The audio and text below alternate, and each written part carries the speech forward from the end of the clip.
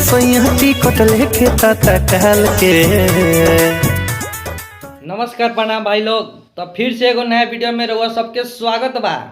तो आज हम बात करे वाला बानी मल्टी टैलेंट विजय चौहान के बारे में। तो बहुत ही सुपर हिट होली सॉन्ग गाना लेके आ गए बड़म भाई लोग। कसम खा ले बड़म भाई लोग कि 2025 में एकदम गर्दा मचा देम। जौन केहू करके नहीं देखैले ऊ हम करके दिखा देम। विजय चौहान जी शपथ ले बड़म भाई लोग 2025 में। तो रउआ सबसे बता दी विजय चौहान के एगो होली सॉन्ग बहुत ही सुपर हिट गाना रिलीज हो गई बा, जौन एक दिन पहले रिलीज भइल शिवानी म्यूजिक वर्ल्ड पर। तो भाई लोग बहुत ही अच्छा गाना बा, जाके सुन सकता रहो। तो एल्बम के नाम बता दी भाई लोग। एल्बम के नाम बा खाड़ी बंगाल के। साड़ी हटा के रंगल खाड़ी बंगाल के। तो बहुत ही जबरदस्त विजय चौहान के ई गाना आ गई बा भाई लोग।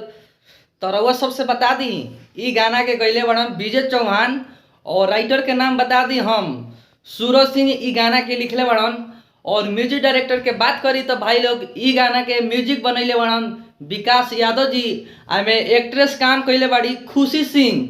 तो बहुत ही अच्छा वो डांसर है। ई गाना के जौन वीडियो आइल बा भाई लोग बहुत ही जबरदस्त वीडियो बा। ई गाना अगर नहीं मिले तो जाके सर्च कर लो खाड़ी बंगाल के। और ई गाना यूट्यूब चैनल पर आ गई बा शिवानगी म्यूजिक वर्ल्ड पर। अगर ई गाना नहीं मिलो तो हमारा यूट्यूब के चैनल के डिस्क्रिप्शन में ई गाना के लिंक बा, वहाँ से भी जाके सुन सकता रहो भाई लोग। तो भाई लोग रउआ लोग से बता दी गाना के बोल बहुत अच्छा बा। साड़ी हटा के रंगलन खाड़ी बंगाल के। होली सॉन्ग है भाई लोग, जाके विजय चौहान के फुल सपोर्ट कर लो। और इंस्टाग्राम पर ये गाना पर एक रील बनावलो भाई लोग। विजय चौहान मल्टी टैलेंटेड कहाँ के रहे वाला हूँ आ कहाँ गाँव हो हम ये वीडियो में बता देते हैं भाई लोग। तो रउआ लोग से बता दी विजय चौहान सिवान जिला खरातरा गाँव के रहे वाला हूँ। मल्टी टैलेंट ओकरा के कहल जाला भाई, जेकर नाम बा विजय चौहान।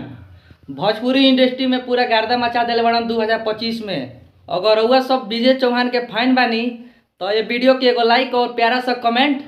और वीडियो ज़्यादा अच्छा लगल तो भाई लोग शेयर जरूर कर लो। तो जाते जाते हम अपन परिचय बता दी। हम शायर मैं नारायण निराला आप सबके छोट भाई। अगर हमारा चैनल पर नया बढ़ लो तो हमारा चैनल के सब्सक्राइब कर लो। यूट्यूब बिहारी शायरी मस्ती।